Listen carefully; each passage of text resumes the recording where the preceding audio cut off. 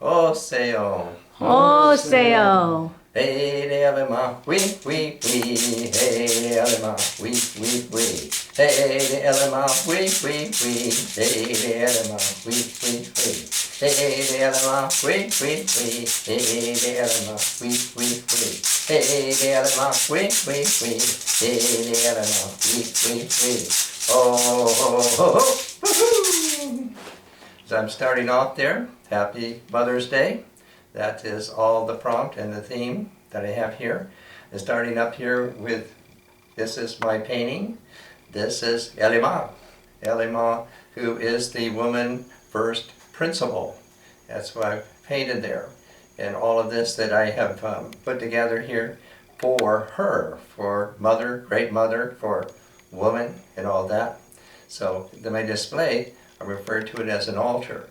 And the Arabic word for altar, masnid, means raised nest. So I like that very much. And I'm going to start off with this, with a reading from Brian Sykes, the geneticist, the 7 Daughters of Eve.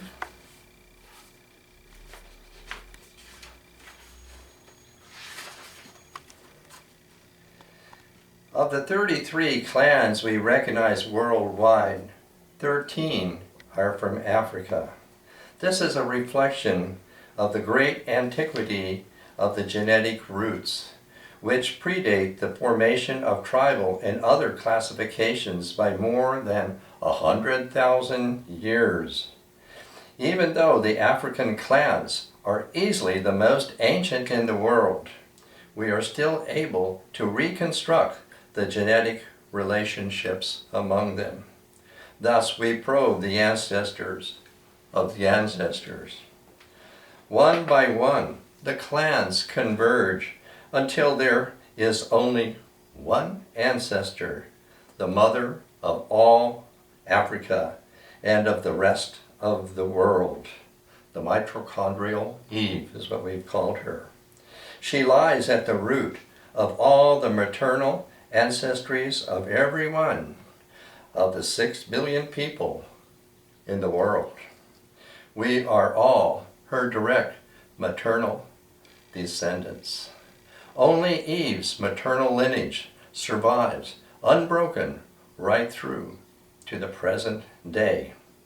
As we reach back millions of years to the very beginning of our species and the species from which ourselves evolved, the genetics tell us very clearly that modern humans had their origins in Africa.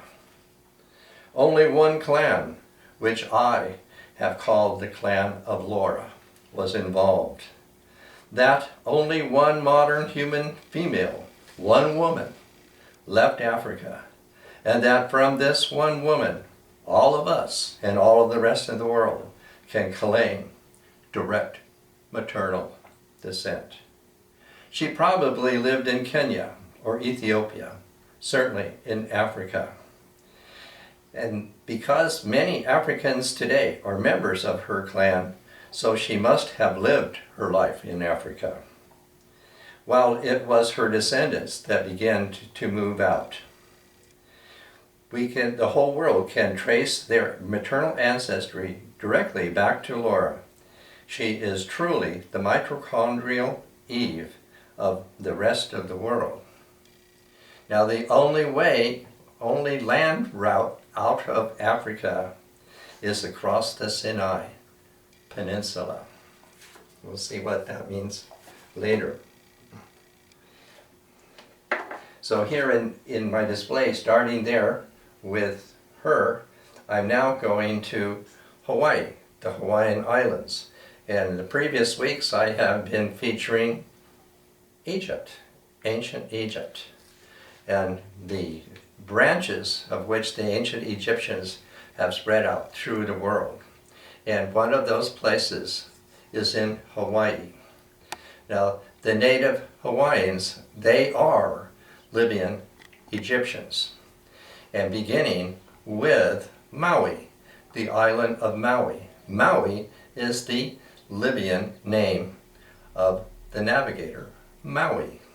And we were recently there on the island of Maui, and here, if you can focus on that, this is a petroglyph. This is an Egyptian petroglyph for Libya.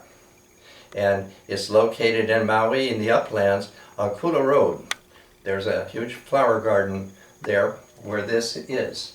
The actual word here, this is a sledge, and that's Tem.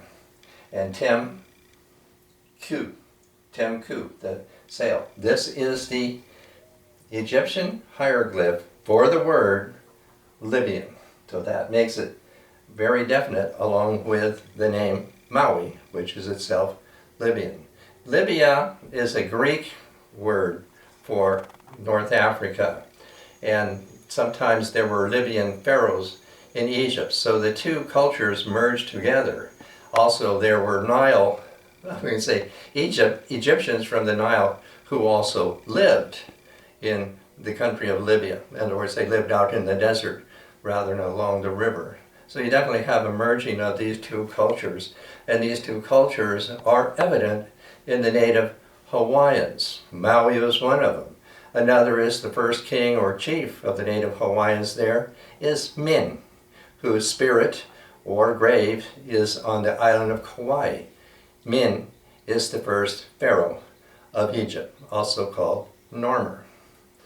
Over here on the other side, this is an a Hawaiian petroglyph of Moana Nui. And Nui meaning the ocean or the great ocean. The Egyptian word for the ocean is Nu.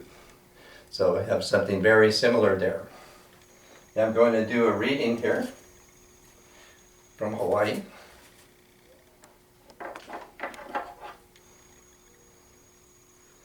Also very characteristic of the Egyptian is how the word and the language is totally extolled. So fortunately, because of that, the Egyptians did a lot of writing and have left a lot of those writings which have been translated. Well, the same thing holds true for the Hawaiians.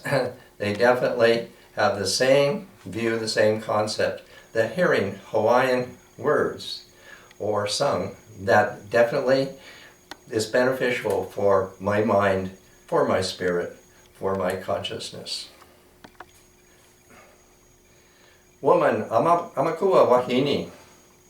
O woman spirit and ancestral chiefess, woman spirit at the rising and setting places of the sun, woman spirits in the firmaments of the heavens and of the clouds. Kapoahina o kalani. To Hinalani, heaven, woman, to all the woman spirits, it is yours, the mana, to brush aside darkness, brush aside death, brush aside trouble. This is I, Coyote, your very offspring in this world of the living. Homai mana, give me mana. The kapu is profound, the freeing profound. Here, in this true earthly life, it is perfected. Amawa, free, Noah Noah.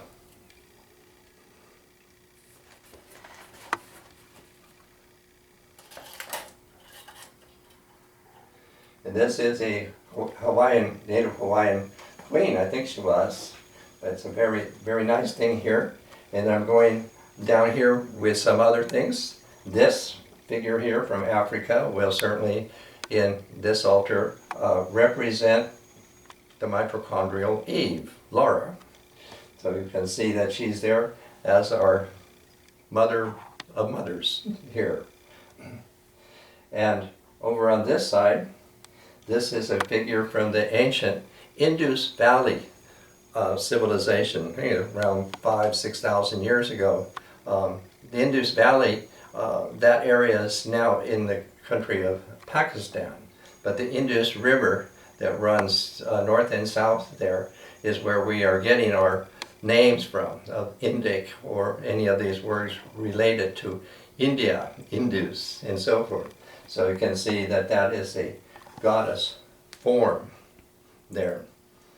And there in front of her, this is a very ancient piece from Africa. This is a Dogon piece of a female.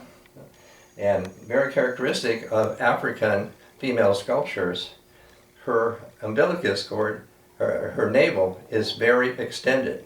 So the Africans are always emphasizing, the mother, our origin. And also the breasts on their figures all mean nourishment. And so all that is figured in this little piece. On the other side here, this figure is from the Levant, now where Israel is. And this was also featured in the Copper Age show. So this is about 7,000-year-old figure. And also figures like this were continued to be made in native Mexico, even very, very recently. And always put together with all of these parts. The same also appeared in India of thousands of years ago. And what I call that represents is that she is a unity of parts. So every part of her is complete. And then that's the whole concept of the Great Mother. Now if I could go all the way down here to keep with this whole theme here, this is a puberty spirit fertility stone. I found this is in Arizona. It's Tunkunishnati is the name for that. Or you can call it a birthing stone. So a young woman's being initiated into her womanhood. This would be placed on her lower abdomen in a ceremony, and the stone would be worn. Also, possibly, when she actually is giving birth, it might also be employed to ease her birth. And above that, there's a Hindu image, like a Hindu goddess, we will call her. I don't know, can you get the ones on the bottom, the very bottom? That's an Egyptian piece, Mut, for mother. And she's carrying a flail. It's interesting, a flail. That the flail was used with this, what we call incense myrrh, which was a kind of resin. And the person would flick that resin onto their body so they would smell good. And it's definitely a symbol of royalty. Now coming up to this level here, one of the most ancient and ubiquitous images, symbols, and so forth of mother, as ancient as the hawk is in Egypt, is the cow. And the cow in Egypt, everything of the feminine has become extinguished in East Africa. Under the Christians, under the Muslims, as far as I know, there is not anything left of her there. But in the ancient times, of course, there was the cow. And Hathor, that's the Greek name for her, Heru, the house of Horus, is the cow. So she's figured that way, and that this would be what an amulet looks like for Hathor, the cow. And it was believed so powerful that a person could put it on a dead person and they would come back alive again. Also interesting, referring to the people the Americans call the Hopi Indians in Arizona.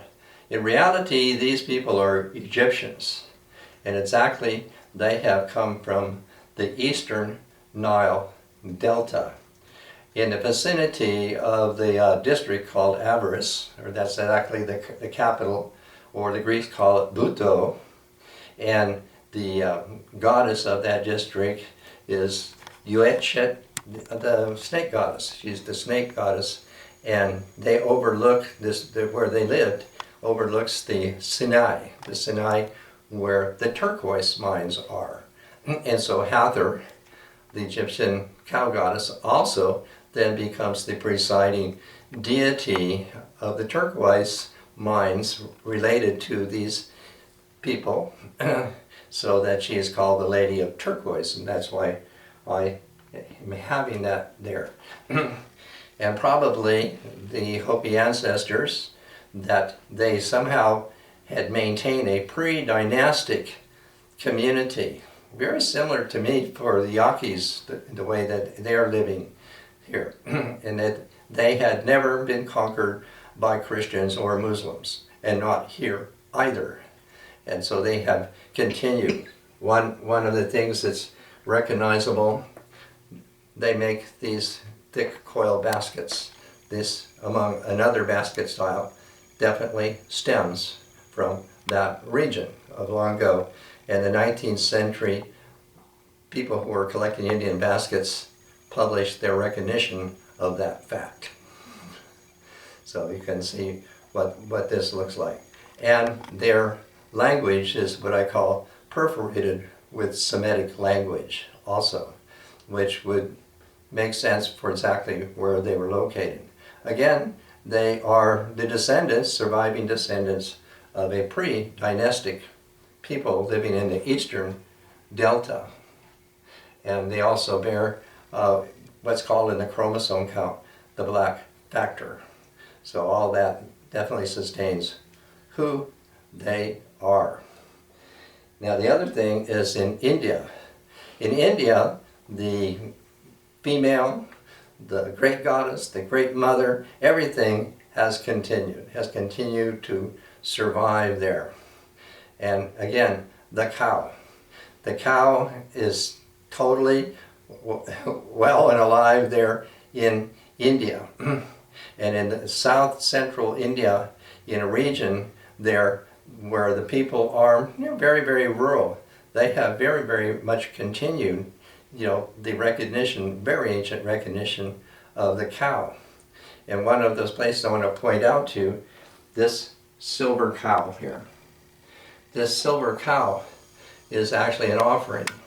It's from the headwaters of the Godavari in southeastern India, I guess I could call it. And the name itself, Godavari, means, donate a cow.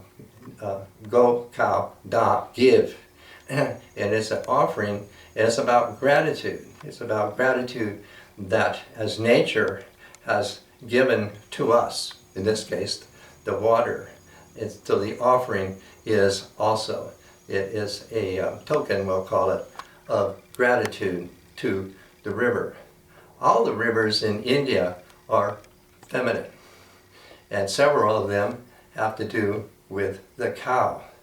The Pashtuni in the far north actually means warm milk, and there they even believe that the river itself consists of milk. And then there's the Narmada River, also in the north, and that is the cow's urine. And then the Yamuna River is also called the cow's dung. And then there's the Krishna River, where the beginning of the river comes through a sculpted stone cow and comes out her mouth, and begins to flow.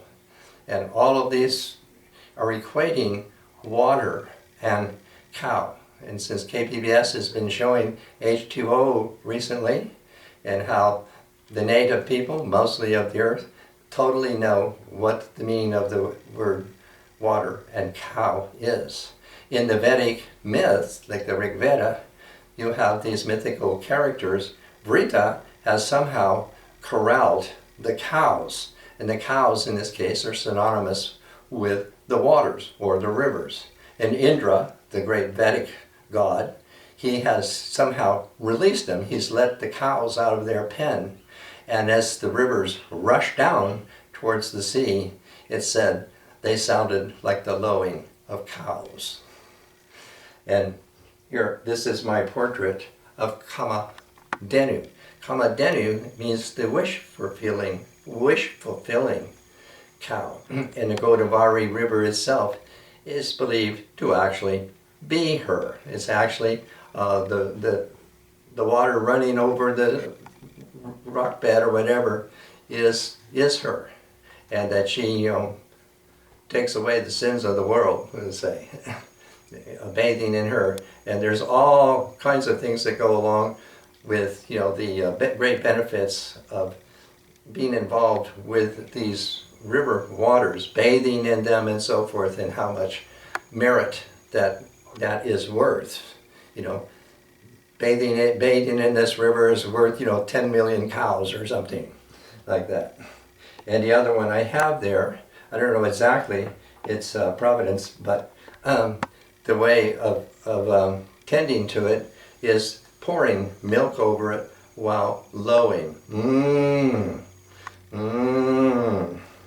So everything here that says the cow, and this may be hard to get. This is a amulet, medallion from India that would be very ancient, but it's actually the way I have here to figure her as plant, that she has everything to do with the plant energy.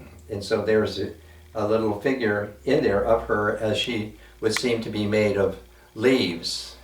And it is definitely from the people who live in Maharashtra, more or less central India. So that is an ancient amulet, at least a few hundred years old. And then again, I refer to this bamboo staff in Egypt, the wash staff, which means, as we have, all of us have come from one mitochondrial Eve, maybe one of us has her sprout again. Since we're having other ideas of making something great again, well, maybe we can make her great again. And I'm going to finish this with a poem from Mary Oliver. Again, this is for Mother's Day, and I brought as much together as I could for this occasion to, you can say, exploit it while I had the chance, because it's definitely what I care about.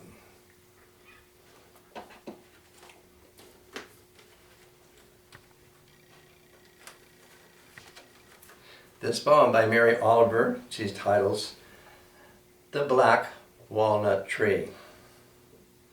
My mother and I debate. We could sell the black walnut tree to the lumberman and pay off the mortgage. Likely some storm anyway will churn down its dark boughs, smashing the house. We talk slowly, two women trying in a difficult time to be wise. Roots in the cellar drains, I say, and she replies that the leaves are getting heavier every year and the fruit harder to gather away. But something brighter than money moves in our blood, an edge sharp and quick as a trowel that wants us to dig and sow. So we talk, but we don't do anything. That night I dream of my fathers out of Bohemia, filling the blue fields of fresh and generous Ohio with leaves and vines and orchards. What my mother and I both know is that we'd crawled with shame in the emptiness we'd made in our own and father's backyard. So the black walnut tree swings through another year of sun and leaping winds, of leaves and bounding fruit, and month after month, the whip crack of the mortgage to bite on like a bullet.